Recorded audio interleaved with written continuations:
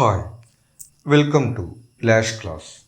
BA sociology environment and സൊസൈറ്റിയിലെ രണ്ടാമത്തെ മൊഡ്യൂളിലെ തേർഡ് പാർട്ടാണ് നമ്മൾ നോക്കുന്നത്. ഇക്കോ ഫെമിനിസം, ഇക്കോ മാർക്സിസം എന്നീ കൺസെപ്റ്റുകളാണ് ഈ ഒരു സെക്ഷനിൽ വരുന്നത്. നമ്മളിവിടെ നിങ്ങൾക്ക് നോട്ട്സായിട്ട് ഉപയോഗിക്കാൻ കഴിയാവുന്ന അതിൽ ഇമ്പോർട്ടൻ്റ് പോയിന്റ്സും അതിൻ്റെ എക്സ്പ്ലനേഷനുമാണ് പ്രൊവൈഡ് ചെയ്യുന്നത്. നമുക്ക് നോക്കാം. ഇക്കോ ഫെമിനിസം സ്ത്രീപക്ഷ വീക്ഷണത്തിലൂടെ പരിസ്ഥിതിയെ നോക്കിക്കാണുന്നു. അപ്പോൾ ഇക്കോ ഫെമിനിസം ആ പേര് സൂചിപ്പിക്കുന്ന പോലെ തന്നെ പരിസ്ഥിതിവാദവും സ്ത്രീ സമത്വവാദവും തമ്മിൽ സംയോജിപ്പിക്കുന്ന ഒരു ആശയമാണ്. പരിസ്ഥിതി ചൂഷണവും സ്ത്രീകൾ നേരിടുന്ന അസമത്വവും പാട്രിയാർക്കിയുടെ പ്രവർത്തന ഫലമായി വിലയിരുത്തുന്നു.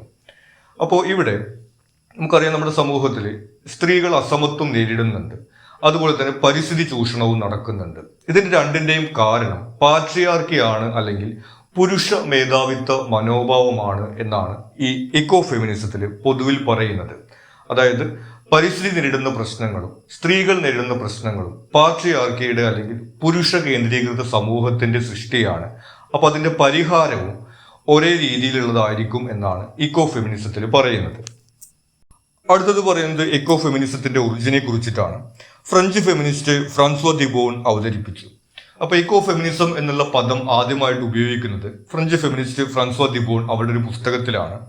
70കളിലെ പരിസ്ഥിതി പ്രവർത്തനങ്ങളും സെക്കൻഡ് വേവ് ഫെമിനിസവും ചേർന്ന് രൂപപ്പെട്ടു. അപ്പൊ നമ്മൾ നേരത്തെ പറയുകയുണ്ടായി, പരിസ്ഥിതിവാദവും സ്ത്രീ സമത്വവാദവും ചേർന്നുകൊണ്ടാണ് ഇക്കോ ഫെമിനിസം എന്നൊരു ആശയം രൂപപ്പെടുന്നുള്ളത്. അത് സംയോജിക്കുന്നുണ്ടായിട്ടുള്ള സാഹചര്യങ്ങൾ എന്ന് പറയുന്നത് ഈ എൻവയോൺമെന്റൽ ഡീഗ്രഡേഷന്റെ അല്ലെങ്കിൽ ഈ പരിസ്ഥിതി നാശത്തിന്റെ പ്രയാസങ്ങൾ നേരിട്ടും ആദ്യവും അനുഭവിക്കുന്നത് സ്ത്രീകളാണ് എന്നൊരു വാദഗതിയാണ്. ഉദാഹരണത്തിന്, ഒരു വരൾച്ച നേരിടുന്ന ഒരു സാഹചര്യത്തിൽ പൊതുവിൽ ഗ്രാമപ്രദേശങ്ങളിലും മറ്റും സ്ത്രീകളാണ് വെള്ളം കൊണ്ടുവരുന്ന ഒരു ജോലി ചെയ്യുന്നത്, അല്ലെങ്കിൽ വീട്ടിലെ ജോലികൾ ചെയ്യുന്നത്. അപ്പോൾ അവരുടെ ജോലിഭാരമാണ് കൂടുന്നത്. കൂടുതൽ ദൂരത്തേക്ക് വെള്ളം എടുക്കാൻ വേണ്ടി പോവേണ്ടി വരുന്നു. അതുപോലെ തന്നെ വിറക് ശേഖരിക്കുന്നതിന് പ്രയാസം അനുഭവിക്കുന്നു തുടങ്ങിയിട്ട് ഈ എൻവയോൺമെന്റൽ ഡീഗ്രഡേഷന്റെ ഫലങ്ങൾ നേരിട്ടും ആഘാതത്തിലും അനുഭവിക്കുന്നത് സ്ത്രീകളാണ് എന്നുള്ള ഒരു വാദഗതിയോട് കൂടിയിട്ടാണ് ഈ ഒരു പരസ്പര ബന്ധം ആരംഭിക്കുന്നത്. പിന്നീട് ഈ എൻവയോൺമെന്റൽ ഇഷ്യൂസിന്റെയും സ്ത്രീകൾ നേരിടുന്ന പ്രശ്നങ്ങളുടെയും പൊതുവായിട്ടുള്ള കാരണമായിട്ട് പാട്രിയാർക്കി അല്ലെങ്കിൽ പുരുഷ കേന്ദ്രീകൃത സമൂഹം എന്ന് ചിന്തിക്കുന്ന തരത്തിലേക്കുള്ള ഒരു വീക്ഷണമായിട്ട് ഇത് വളരുകയാണ്. അടിച്ചമർത്തൽ നേരിടുന്ന എല്ലാ ജനവിഭാഗങ്ങളെയും പരിസ്ഥിതിയെയും ബന്ധപ്പെടുത്തി.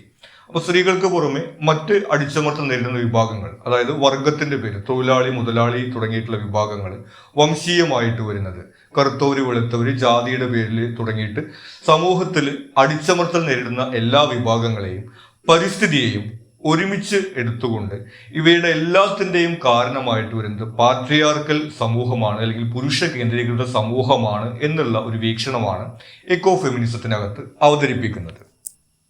ഇനി പറയുന്നത് ടൈപ്സ് ഓഫ് എക്കോ ഫെമിനിസം ആണ്. നമുക്ക് പ്രധാനമായിട്ടും 3 തരത്തിലുള്ള എക്കോ ഫെമിനിസമാണ് നോക്കാനുള്ളത്. ആദ്യം വരുന്നത് റാഡിക്കൽ എക്കോ ഫെമിനിസം. സ്ത്രീ പരിസ്ഥിതി പ്രശ്നങ്ങളുടെ മൂലകാരണമായി പാട്രിയാർക്കിയെ കാണുന്നു. അപ്പൊ നമ്മൾ നേരത്തെ പറഞ്ഞതുപോലെ സ്ത്രീകൾ നേരിടുന്ന പ്രശ്നങ്ങൾക്കും പരിസ്ഥിതി നേരിടുന്ന പ്രശ്നങ്ങൾക്കും കാരണമായിട്ട് പാട്രിയാർക്കി അല്ലെങ്കിൽ പുരുഷ കേന്ദ്രീകൃത സമൂഹമാണ് എന്നുള്ള ഒരു വീക്ഷണമാണ് റാഡിക്കൽ എക്കോ ഫെമിനിസത്തിൽ പറയുന്നത്. ആധിപത്യ പ്രവണത സ്ത്രീകളെയും പരിസ്ഥിതിയെയും അടിച്ചമർത്തുന്നു. അപ്പോൾ പുരുഷ കേന്ദ്രീകൃത മനോഭാവത്തിൽ വരുന്ന ആധിപത്യ പ്രവണത, മറ്റുള്ളവരുടെ മേൽ ആധിപത്യം സ്ഥാപിക്കാനുള്ള ഒരു പ്രവണത, അത് ഈ സ്ത്രീകളുടെ അസമത്വത്തിലേക്കും അതുപോലെ തന്നെ മനുഷ്യരുടെ പ്രകൃതിക്ക് മേലൊരു ആധിപത്യം സ്ഥാപിക്കുന്നതിലേക്കും കാരണമായി എന്നാണ് ഈ ഒരു വീക്ഷണത്തിൽ പറയുന്നത്. പാട്രിയാർക്കിയുടെ ഉന്മൂലനം പരിഹാരമായി നിർദ്ദേശിക്കുന്നു. അപ്പോൾ റാഡിക്കൽ എക്കോ ഫെമിനിസത്തിനകത്ത് ഈ സ്ത്രീ വിമോചനത്തിനും അതുപോലെ തന്നെ പരിസ്ഥിതി സംരക്ഷണത്തിനും വേണ്ടിയിട്ടുള്ള പരിഹാരമായിട്ട് പറയുന്നത് ഈ പാട്രിയാർക്കിയുടെ ഉന്മൂലനമാണ്, അല്ലെങ്കിൽ ഈ പുരുഷ കേന്ദ്രീകൃത സമൂഹത്തിൽ നിന്നുള്ളൊരു മാറ്റമാണ് അവർ നിർദ്ദേശിക്കുന്നത്. അടുത്തത് വരുന്നത് സോഷ്യൽ എക്കോ ഫെമിനിസം ആണ്. സാമൂഹ്യ ശ്രേണികളും സംവിധാനങ്ങളും മൂലകാരണമായി വിലയിരുത്തുന്നു.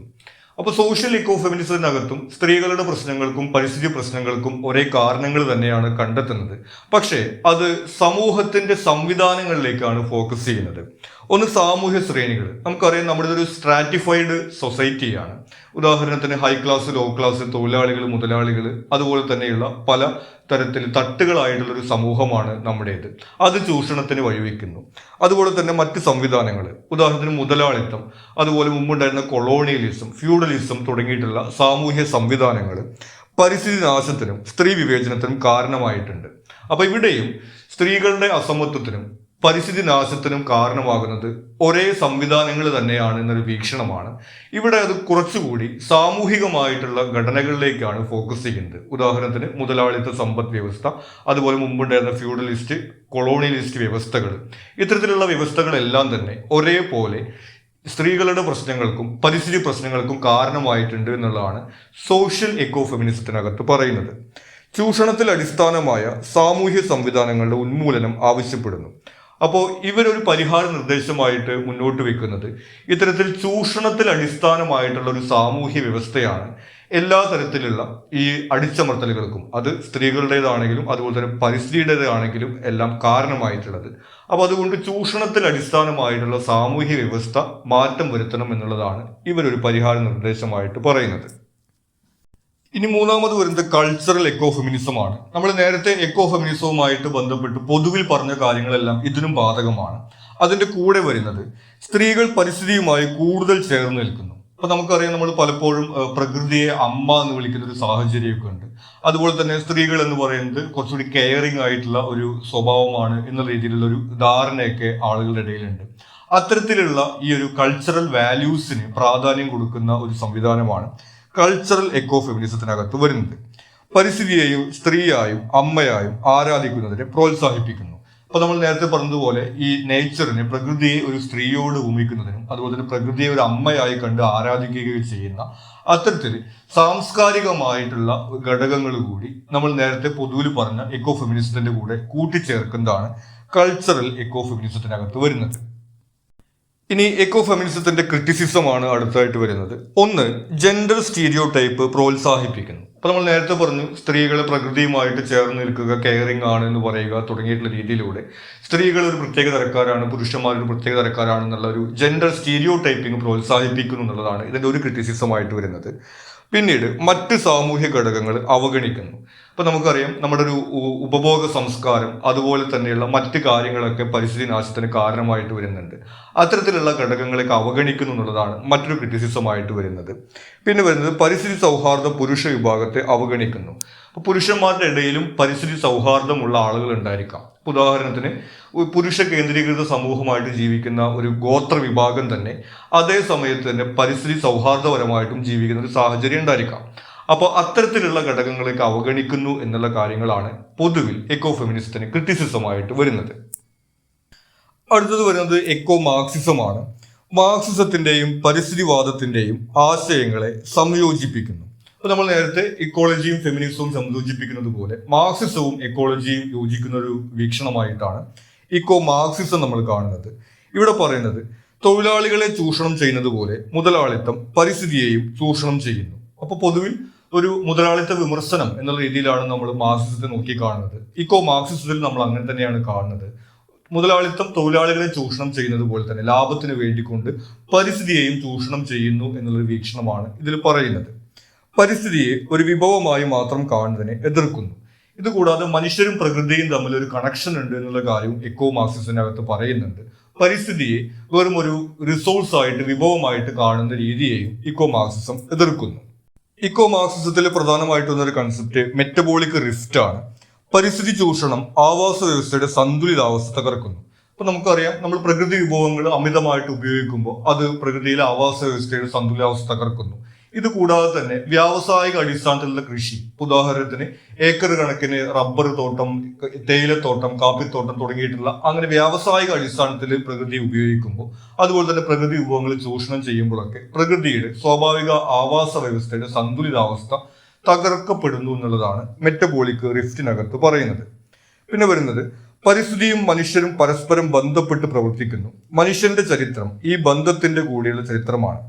അപ്പോൾ മാർക്സിസത്തിനകത്ത് പറയുന്നത് മനുഷ്യരും പ്രകൃതിയും പരസ്പരം ബന്ധപ്പെട്ടിരിക്കുന്നതാണ്. നമുക്കറിയാം, പ്രകൃതിയിലെ മറ്റ് ജീവജാലങ്ങളെ പോലെ ഒരു ജീവി തന്നെയാണ് മനുഷ്യർ അടിസ്ഥാനപരമായിട്ട്. അതുകൊണ്ട് തന്നെ മനുഷ്യരുടെ ചരിത്രം എന്ന് പറയുന്നത് മനുഷ്യർ പ്രകൃതി വിഭവങ്ങളെ എങ്ങനെയാണ് ഉപയോഗിച്ചിരിക്കുന്നത് എന്നുള്ളതിന്റെ ചരിത്രം കൂടിയാണ്. ഇപ്പൊ നമ്മൾ ഹിസ്റ്ററിയിൽ പണ്ട് പഠിച്ചിട്ടുണ്ടായിരിക്കും ഈ വെങ്കല യുഗം, അതുപോലെ തന്നെ ഇരുമ്പ് യുഗം എന്നുള്ള രീതിയിലൊക്കെ. അവിടെയൊക്കെ നമ്മൾ കാണുന്നത് മനുഷ്യർ പ്രകൃതി വിഭവങ്ങളെ എങ്ങനെ ഉപയോഗിച്ചു എന്നുള്ളതിന്റെ ചരിത്രമാണ് മനുഷ്യരുടെ ചരിത്രം എന്നുള്ളതാണ്. അത്തരത്തിൽ മനുഷ്യരും പ്രകൃതിയും ഇതുപോലെ പരസ്പരം ബന്ധപ്പെട്ടിരിക്കുന്നു എന്നുള്ള വീക്ഷണമാണ് ഇക്കോ മാർക്സിസത്തിനകത്ത് പറയുന്നത്. പിന്നെ ഇതിൽ ലാസ്റ്റ് പറയുന്നത് മുതലാളിത്തം എങ്ങനെയാണ് മനുഷ്യരെ പ്രകൃതിയിൽ നിന്ന് ഒറ്റപ്പെടുത്തിയത് എന്നുള്ള ഒരു സാഹചര്യത്തെ കുറിച്ചിട്ടാണ്. ഏഷ്യാറ്റിക് ഫോം എന്നുള്ളൊരു ചരിത്ര കാലഘട്ടത്തെ കുറിച്ചിട്ട് മാർക്സിസത്തിനകത്ത് പറയുന്നു. ആദിമ സമൂഹങ്ങളിൽ കൃഷിഭൂമി, ജലാശയങ്ങൾ, വനം തുടങ്ങിയവ പൊതു ഉടമസ്ഥതയിലായിരുന്നു. അപ്പോൾ ആദ്യകാലത്ത് മനുഷ്യർ കൂട്ടമായിട്ട് ജീവിക്കുന്ന സമയത്ത് അവർ വനത്തിൽ നിന്ന് വിഭവങ്ങൾ ശേഖരിച്ചിരുന്നു. പക്ഷെ വനം ആരുടെയെങ്കിലും സ്വന്തമാണെന്ന് അവർ കരുതിയിരുന്നില്ല. പകരം എല്ലാവരുടേതുമാണെന്നൊരു കാഴ്ചപ്പാടാണ് ഉണ്ടായിരുന്നത്. അതുപോലെ കൃഷി ചെയ്യുന്ന സമയത്തും കൃഷിഭൂമി ആരുടെയെങ്കിലും സ്വന്തമായിട്ടല്ല, എല്ലാവരും കൂടിയിട്ട് എന്നുള്ള രീതിയിലാണ് ആദ്യകാല സമൂഹങ്ങളിൽ ഉണ്ടായിരുന്നത്. പിന്നീട് സ്വകാര്യ സ്വത്തിന്റെ ആവിർഭാവത്തോടു കൂടിയിട്ട് മനുഷ്യർ തൊഴിലാളികളായി മാറുന്ന സാഹചര്യം ഉണ്ടായി. അപ്പൊ കൃഷിഭൂമി വേറൊരാളുടെ സ്വന്തമാവുന്ന സാഹചര്യത്തിൽ അവിടെ ജോലി എടുക്കുന്ന ആളുകൾ അവിടുത്തെ തൊഴിലാളികൾ മാത്രമായിട്ട് മാറുന്നു, കർഷക തൊഴിലാളികൾ എന്ന് പറയുന്നത് പോലെ. അപ്പോ അവർക്ക് ആദ്യകാലത്ത് ഈ കൃഷിഭൂമിയുമായിട്ട് അല്ലെങ്കിൽ പരിസ്ഥിതിയുമായിട്ട് ഉണ്ടായിരുന്ന, പ്രകൃതിയുമായിട്ടുണ്ടായിരുന്ന ബന്ധം അവിടെ കുറഞ്ഞു പോകുന്ന ഒരു സാഹചര്യം ഉണ്ടായി എന്നാണ് പറയുന്നത്. അതിനുശേഷം സാങ്കേതിക വിദ്യയിൽ കൂടുതൽ കൂടുതൽ വികാസം പ്രാപിക്കുന്നതിനനുസരിച്ചിട്ട് ഈ പ്രകൃതിയും മനുഷ്യരും തമ്മിലുള്ള ബന്ധം കുറഞ്ഞു വരികയും മനുഷ്യർ പ്രകൃതിയിൽ നിന്ന് ഒറ്റപ്പെട്ടു പോകുന്ന സാഹചര്യം ഉണ്ടായി എന്നുള്ളതാണ് ഈ ഒരു തിയറിക്കകത്ത് പറയുന്നത്. അതായത് നമുക്കറിയാം, ആദ്യകാലത്ത് ഗോത്ര സമൂഹങ്ങളിലൊക്കെ പ്രകൃതിയെ ബഹുമാനിക്കുന്ന, ആരാധിക്കുന്ന തരത്തിലുള്ള ഒരു ജീവിത രീതിയാണ് ആളുകൾക്ക് ഉണ്ടായിരുന്നത്. പിന്നീട് ഇപ്പോൾ നമ്മൾ കാണുന്ന തരത്തിലുള്ള പ്രകൃതിയെ ഒരു വിഭവമായിട്ട് കാണുന്ന ഒരു അവസ്ഥയിലേക്ക് നയിച്ചത് ഈ സ്വകാര്യ സ്വത്തും അതുപോലെ തന്നെ ലാഭത്തിന് വേണ്ടിയിട്ടുള്ള പ്രവർത്തനങ്ങളുമാണ് എന്നുള്ളതാണ് ഈ എക്കോ മാർക്സിസത്തിനകത്ത് പറയുന്നത്. ലാഭത്തിൽ കേന്ദ്രീകരിച്ചുള്ള മുതലാളിത്ത വ്യവസ്ഥ പരിസ്ഥിതി സന്തുലിതാവസ്ഥ തകർക്കുന്നു. അപ്പൊ പൊതുവിൽ ഈ മുതലാളിത്തം ലാഭത്തിൽ മാത്രം കേന്ദ്രീകരിച്ചുകൊണ്ട് പ്രവർത്തിക്കുന്നത് ഈ പരിസ്ഥിതിയുടെ സന്തുലിതാവസ്ഥയെ തകർക്കുന്നു എന്നുള്ള ഒരു വീക്ഷണമാണ് ഇക്കോ മാർക്സിസത്തിനകത്ത് പറയുന്നത്. ഇത്രയും കാര്യങ്ങളാണ് ഈ ഒരു സെക്ഷനിൽ നമുക്ക് ഇമ്പോർട്ടന്റ് ആയിട്ട് വരുന്നത്. നിങ്ങൾക്ക് മറ്റെന്തെങ്കിലും സംശയങ്ങളോ സജഷൻസോ ഉണ്ടെങ്കിൽ നിങ്ങൾ കമന്റ് ചെയ്യുക. കൂടാതെ ചാനൽ നിങ്ങൾ സബ്സ്ക്രൈബ് ചെയ്തിട്ടില്ലെങ്കിൽ സബ്സ്ക്രൈബ് ചെയ്യുക. Thank you.